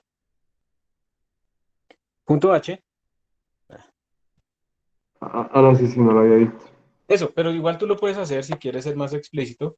Y como le tenemos el pragma once, entonces va a quedar supuestamente incluido dos veces, pero no, eso no va a pasar porque pues recuerda que el pragma once nos ayuda a evitar ese tipo de problemas. Pero digamos que en este caso se supone que el integrator.h incluye todas las cosas que tú necesitas en integrator.cpp. ¿Está bien? Ok, ok. Listo. Profe, ¿y la fuerza? ¿Cómo se calcula? Ah, ya va, ya va. O Ya sea, vamos para ¿cómo se allá. calcula? Ya vamos para allá. Entonces, antes de seguir hacia la fuerza, quiero que miremos ¿qué? El otro archivo. El otro archivo se llama integrator leapfrog y ustedes pueden activar el uno o el otro compilando. Cuando compilen, escoge uno u otro. Miren que el leapfrog tiene otra cosa diferente. Leapfrog lo que hace es lo siguiente. Ahí están las ecuaciones escritas en el material, pero pues acá las voy a escribir. Leapfrog lo que hace es decir que ustedes primero calculan la velocidad en el tiempo t más delta t medios. Ya no está en un delta t entero, sino que está corrido en los delta t medios. Y esta velocidad les va a dar a ustedes velocidad en el tiempo t menos delta t medios, más la fuerza sobre la masa. Sí, la fuerza sobre la masa por dt. ¿Listo? Esto es para la velocidad. Y luego también dice leapfrog que la nueva posición en t más delta t medios, más delta t, perdón, y miren que entonces la velocidad, la fuerza y la posición están desfasados un delta t, que eso puede ser importante en unos casos, en el de nosotros realmente no. Esto va a ser simplemente la que yo tengo, r en t, más la velocidad en t más delta t medios, entonces sí, primero tengo que actualizarla por delta t. Curiosamente, aunque se ve más sencillo, esto tiene orden de delta t al cubo. Ese tiene orden de delta t al cubo y es mucho más estable que el de Euler que vimos anteriormente. Eso lo vamos a ver más adelante. Que no parece, ¿no? Pero cuando uno lo deduce, uno encuentra que esta es la forma y es mucho más estable. Miren en este caso, si yo quisiera arrancar este algoritmo, pues ¿qué va a pasar? Si yo lo voy a arrancar, vamos a hacer el primer paso de tiempo. B en cero más delta t medios requiere B en cero menos delta t medios. Ya me fregué. Más la fuerza en tiempo cero sobre la masa por dt. Entonces aquí ya tengo un problema. Y el R en cero más delta t requiere a R en cero más la velocidad en cero más delta t medios por delta t. Pero entonces esto quiere decir, pues esta yo ya la calculo de acá, ¿sí? Entonces ya la tengo. Entonces digamos que para R no hay problema, pero miren que para la velocidad sí hay problema. Para la velocidad yo necesito obligatoriamente tener b en cero menos delta t medios. Pero lo que yo tengo en la condición inicial en mi velocidad es en cero. Entonces, ¿cómo hago para cambiarla? ¿Sí? Este es el problema del arranque en este algoritmo. Entonces aquí yo puedo utilizar otra expansión local de Taylor y escribo que esto es b de cero menos delta t medios por fuerza sobre masa, fuerza en cero. Entonces yo tengo que hacer esto antes de empezar a integrar los valores, porque tengo que mover la velocidad a menos delta t medios al inicio. Y para hacer eso, entonces, pues tengo que arrancarlo y por esas razones que ustedes ven este arranque acá. Entonces, este sí requiere arrancarse. Entonces, como pueden ver, depende del algoritmo. Hay algoritmos autoarrancables como el de Euler. Y pero pues esto no es grave, ¿no? Tampoco. Esto puede tener una consecuencia con el orden. Esto genera un error de orden delta t al cuadrado global. Pero ese mismo orden global, aquí es al cubo en un paso, pero cuando hago n pasos se vuelve delta t al cuadrado lo global, entonces tiene el mismo orden de magnitud. El error que introduzco acá con el error que tengo global en todo mi algoritmo cuando hago n pasos. Entonces no lo estoy dañando, entonces funciona bien. Y esto es lo que hace uno cuando, cuando tiene que arrancar el algoritmo de Leaf Pro. ¿Está bien? Entonces por eso es así. Profe, pero si, digamos, si después se le suma, oh, ¿para qué es necesario lo de arriba entonces? O sea, si después a la velocidad se le suma lo que está abajo, pues, en la otra función. No entiendo. ¿Acá? ¿Sí es acá tu pregunta? No entendí. ¿Qué me dijo, profe? Es que se me fue el audio un momento. No, no, es que yo tampoco entiendo. Que tú dices que si después se le suma, entonces ¿por qué le Ah, quitamos? Mira que no le estamos quitando lo mismo, ¿no? Le estamos quitando la mitad porque lo que queremos es desfasar nuestra velocidad para que esté en el espacio menos delta t medios. Y cuando yo le sume, entonces quede más delta t medios, no quede en delta t o algo así. mm, ¿Ok? Es por eso. Porque la velocidad siempre está desfasada, está en pedazos. No está en delta t, sino en delta t medios, delta t medios, delta t medios. O sea, siempre está en la mitad. Si digamos, esta es mi partición temporal. Y aquí está delta t, y aquí está, bueno, perdón, al revés. Aquí está t, y aquí está t más delta t. Entonces la posición sí va en estos saltos, ¿sí? Pero la velocidad va acá, acá, acá. Entonces tú cuando vayas a moverte, tienes que primero haber movido tu velocidad hacia atrás para que después sí puedas pegar el salto así.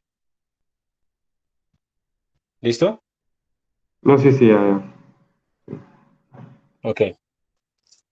Entonces por eso es que algunos algoritmos son autoarrancables. Entonces acá, Profe, señor. entonces, pues como aquí estamos poniendo el de Start Integration, eh, o sea, digamos que por definición pone una vez que eso es la velocidad en menos delta t sobre 2, ¿cierto? Ajá, ya la hemos desfasado al inicio y ahí sí podemos empezar a calcular las iteraciones de tiempo, sí. Ok, profe. Ujú, muy bien. Entonces esa Star Integration se llama solo al inicio, ¿no? Listo. Entonces ahora tenemos la función, ahora sí la que nos preguntaban, ¿cómo es lo de las fuerzas? Entonces vamos a mirar mdsimul.h, que son puras declaraciones. Entonces miren que estas declaraciones lo que tenemos nosotros son declaraciones ¿de qué? De unas constantes que vamos a utilizar nosotros. Entonces, por ejemplo, aquí estamos diciendo que la gravedad vale menos 9,81. Estamos en MKS, que vamos a hacer 1000 pasos de tiempo, que el pedacito, la partición de tiempo es uniforme y es de 0,01. Y cuando ya modelemos el suelo, le vamos a poner una constante de 253,57. Eso es completamente arbitrario. La idea es que no sean números como muy cerrados, pero es completamente arbitrario. Si yo quiero simular una espuma, esto se lo pongo bajito. Si yo quiero simular un suelo durísimo, entonces lo pongo muy alto. Pero eso tiene una restricción importante. Y esa restricción es la siguiente. Como esto finalmente es un resorte, yo sé que hay como un periodo, ¿cierto? Y eso es como raíz de m sobre k. Proporcional a eso, ¿sí o no? El periodo en un resorte. Entonces ese periodo característico, ese tiempo característico, le voy a poner un T mayúscula. Ese tiempo característico implica más o menos cuánto tiempo dura mi partícula colisionando y vuelve a salir. Y yo necesito particionar esto en el tiempo de manera que yo, digamos que lo pueda hacer apropiadamente, que yo pueda resolver esa colisión, porque si no la puedo resolver apropiadamente, se me va a dañar mi simulación.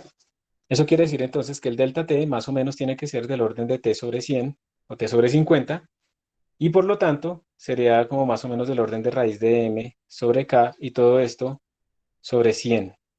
Entonces miren que a medida que ustedes aumentan el K, eso implica que el delta T también pues tiene que disminuir. Y por lo tanto su simulación cada vez tiene que ser más lenta. Entonces ustedes no pueden como simplemente decir un delta T fijo y un K fijo y lo cambian como quieran. No. Hay una relación entre ellos para que yo pueda resolver apropiadamente las colisiones. ¿Está bien? Entonces, si yo quiero simular un suelo muy duro con esta metodología, pues definitivamente voy a tener que utilizar un delta T mucho más pequeño.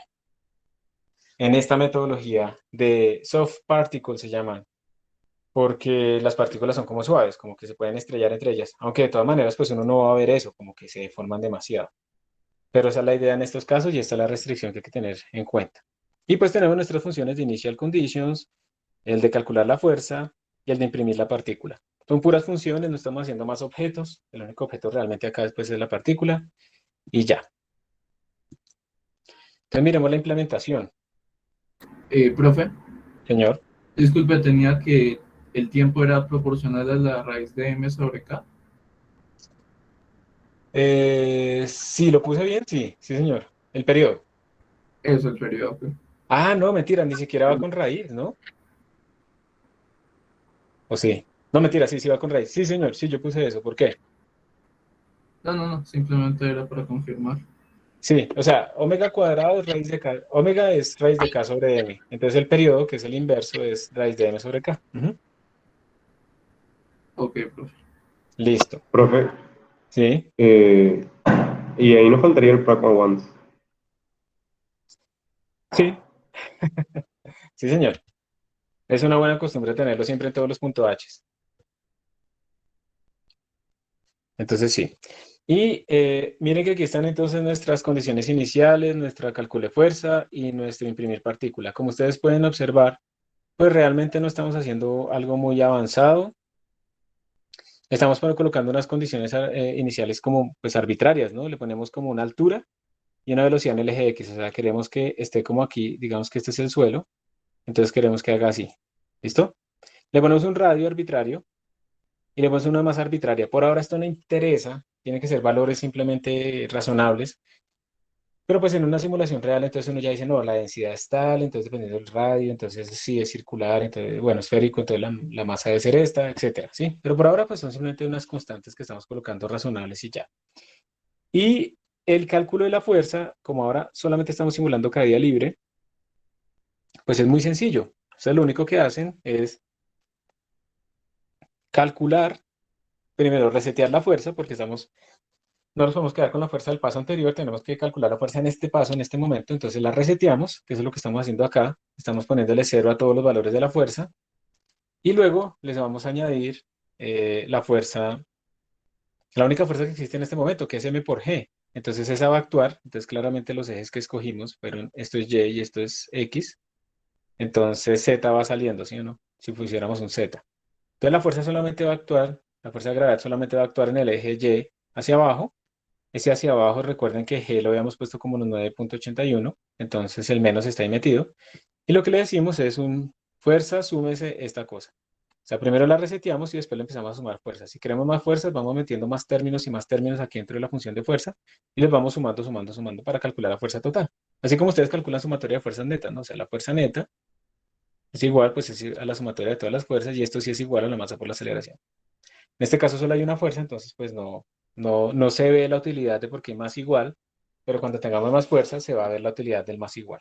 ¿Listo? Entonces, normalmente lo que se hace es resetearla primero y luego irle sumando las fuerzas. Entonces, miren que yo le pregunté al cuerpo, yo le mandé un cuerpo por referencia y le estoy diciendo, cuerpo, su fuerza en el eje Y, le va a sumar su masa por la constante de esa G. ¿Entendido? Eh, Profe, tengo una pregunta. ¿Esto Sí.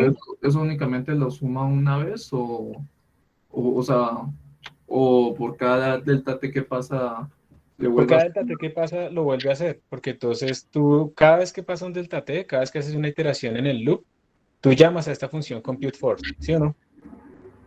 Sí, señor. Ah, ok. Entonces, Se resetea exacto, y lo vuelve a sumar.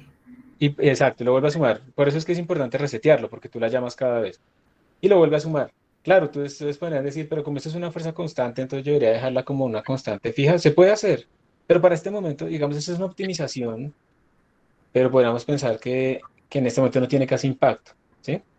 Para esta simulación, pero ustedes tienen otra simulación mucho más compleja, entonces sí, en general, los cuerpos pueden tener algo que se llama como fuerzas constantes, y esa fuerza constante uno le pone desde el principio el valor que tiene y no vuelve a calcular el mg, ¿listo? Eso es Ay, verdad. o sea, es como para ir tomando la costumbre. Exactamente, lo vamos construyendo de la forma, digamos, en que uno hace la sumatoria de fuerzas y esas cosas, pero después, pues uno puede ir pensando en estas optimizaciones si realmente le generan un beneficio, ¿listo? Listo, profe. Muy bien. Y luego, pues hay una función de imprimir que imprime pues el tiempo. Yo le mando el tiempo como segundo argumento y las posiciones y las velocidades. Entonces esto es como para que nosotros tratemos de ver si el sistema sí está funcionando bien o no. Entonces es muy sencilla esta modelación, esta implementación, el MD-Simul. ¿Y qué nos falta? Ya tenemos partículas,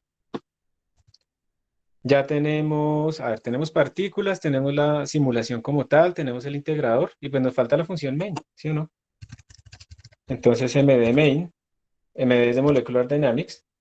Y miren que la función main queda supremamente sencilla. Simplemente incluye mdsimul.h. Entonces sí creo que nos va... Bueno, ahorita miramos si el pragma once es necesario. Y entonces declaramos una partícula. ¿Se acuerdan lo que hemos dicho al principio? Declaramos una partícula, creamos las condiciones iniciales y le empezamos a hacer la evolución. Y ya está lista nuestra simulación de Molecular Dynamics utilizando una estructura particle en archivos diferentes. Entonces, nos quedan apenas más o menos 9 minutos. Les voy a mostrar en este momento qué nos da. ¿Cómo se compila? Entonces vamos a empezar a compilar mal. Voy a escribir esto, mdmain.cpp. Si yo compilo así, ¿ustedes qué dicen? Antes de seguir, ¿qué va a pasar? ¿Será Le va a votar como si no supiera que son algunas funciones, ¿no? Exacto, o sea, me va a decir, yo no entiendo unas funciones que usted está llamando. Antes de seguir, espérense, yo voy a buscar el mdsimul por acá y le voy a poner el pragma once porque acá.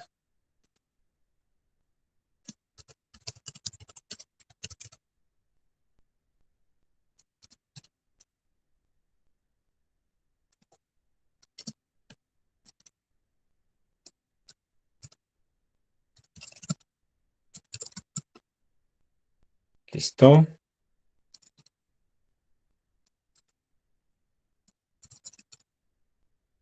Bueno, ustedes si quieren lo pueden poner y si no, pues ahí miramos si se necesita o no. Entonces, miren, si yo llego a tratar de compilar acá, yo compilo, entonces me va a decir, oiga, venga, sí, usted me pasó una función main, pero usted me está tratando de utilizar una función llamada initial conditions y yo no tengo ni idea, o sea, usted la declaró, sí, pero usted no me dijo cómo se implementa, cómo hace las cosas, ni compute force, ni star integration, nada de esas vainas, entonces yo no entiendo eso. Entonces hay dos maneras de hacerlo, esta es la manera más sencilla y es, pues claro, a mí se me olvidó decirle que hay otro archivo .cpp que tiene esas implementaciones de Star Integration, de Compute Force. Entonces miren que cuando yo compilo con esos dos archivos, él ahora solamente me pelea por Star Integration y por Time Integration. Entonces, claro, me faltó. ¿Cómo es que se llaman? Integrator. Integrator y vamos a utilizar el de Euler.cpp por ahora. Entonces con Euler, miren que ya compiló. Esa es una de las maneras de hacerlo. La próxima clase les mostraré la otra, que es la verdadera forma de hacer esto bien. Esta es una manera de hacerlo. Y si yo quisiera compilar ahora con libcurl, pues simplemente le hago así. Y ya. Y ahora estoy utilizando la implementación del leapfrog. ¿Listo? Entonces vamos a hacerlo con Euler. Y si yo lo ejecuto, entonces presten atención, ya lo podemos compilar. Si yo lo ejecuto, pues me va a botar un montón de datos a la pantalla. Me lo voy a guardar en datos.txt. Recuerden, aquí no hemos puesto nosotros el movimiento uniformemente acelerado, estamos integrando punto a punto nuestro sistema y vamos a ver cómo nos da. Y ahora lo vamos a pintar. Llegó la hora de la verdad. Entonces vamos a pintar datos.txt. Recordemos que lo que se imprimía era tiempo, Rx, Ry, Rz, Bx, By y Bz. Entonces hagámosle el tiempo usando la columna 1 con la columna 2. Y esto es Rx versus T. ¿Cómo debería ser Rx versus T? Piensen un momento ustedes. Recuerden que nosotros pusimos una velocidad horizontal y recuerden que verticalmente es donde está la gravedad. ¿Cómo debería ser la gráfica? Línea recta. Una línea recta ascendente. Ajá, sí, exactamente. Vamos a ver. Ah, miren eso. Se ve bastante bien, ¿no? Una línea recta ascendente y de hecho nosotros podríamos calcular en esta línea recta ascendente, podríamos hacerle un ajuste y podríamos ver que la pendiente precisamente de esa línea recta es la que estamos nosotros buscando. Esperen, entonces, miren, voy a definir una función de x igual a por x más b. Y voy a ajustar estos datos, fit f de x y datos.txt. Eso es una exploración muy rápida que uno puede hacer acá en Genoplot. Vía A, B. Entonces miren que ya me hizo el ajuste. Los errores dieron bajiticos, si los ven ahí. Entonces me está diciendo que el A, que será la velocidad, porque esto es B por T más X sub 0, miren que me está diciendo que la velocidad era 0.236981. ¿Y ustedes me pueden recordar, por favor, en mdsimul.h cuál era la velocidad inicial que le habíamos puesto? Perdón, en 0,23, 6,98. Mira, ahí está. ¿Sí ven? Entonces ahí nos dio que va muy bien el comportamiento, al menos en el eje X. Y que la posición inicial es del orden de 0.002, ¿sí? Pues que debería ser 0, pero pues no nos está dando 0, pero comparativamente y dentro de las barras de error que tenemos ahí, pues nos dio muy bien. Vamos a hacer otra gráfica. Vamos a graficar ahora en función de Y, columna 3. Esto es RY. ¿Cómo debería ser esto?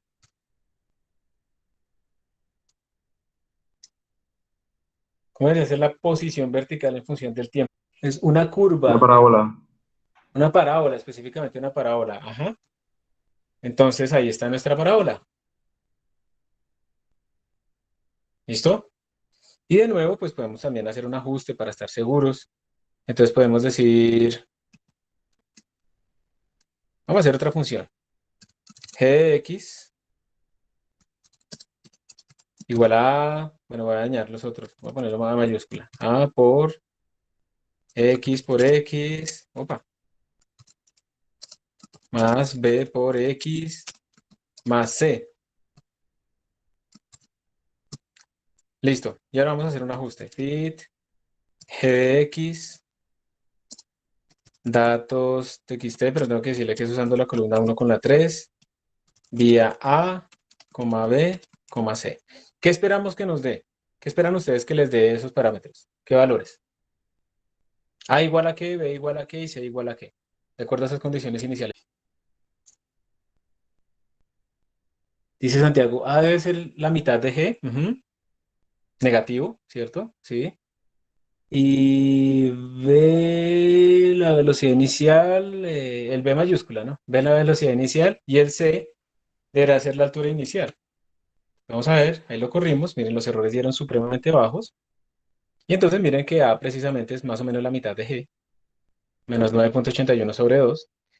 B es la velocidad inicial en el eje Y C es la posición inicial en el eje Y. Profe, pero Entonces, ¿cuál está mirando? estoy O sea, mirando posición en función del tiempo, por eso tengo el using 1.3. no, no, sí, pero de las A, B y C, que no sé cuál está diciendo. Ah, porque mira, así definimos la función. A por T al cuadrado más B por T más C. No, no, profe, Entonces, o sea, me refiero a dónde están los números que usted dice que no los veo. míralos aquí en donde dice Final Set of... Acá. Ah, ok, no sé si... Y aquí están los errores que se reportan también con esos números, ¿no? de- Listo. Y listo, entonces con esto ustedes pueden ver cómo esas ecuaciones de movimiento surgen de forma, digamos, muy natural, utilizando esta modelación, pero nosotros podemos entonces ahora incluir, por ejemplo, golpes con el piso, o por ejemplo, podríamos incluir un amortiguamiento incluso proporcional al al cuadrado. Y no podemos resolverlo tal vez analíticamente, pero aquí la solución nos va a salir solita. Entonces, en la próxima clase lo que vamos a ver es más ejemplos de cuál es el impacto, cuál es la diferencia entre utilizar Euler, utilizar LeapFrog. Vamos a implementar el golpe con el piso. Yo les voy a dejar una tarea ahí para que le trabajen, una mini tarea.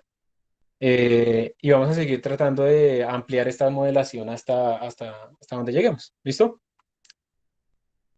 Muchas gracias. Nos vemos en la siguiente clase. Listo, profe, muchas gracias. Con gusto. Espero que hayan aprendido algo nuevo. Gracias, profe. Hasta luego. Hasta luego. Que Gracias, estén muy profe. bien. Hasta luego. Chao, profe.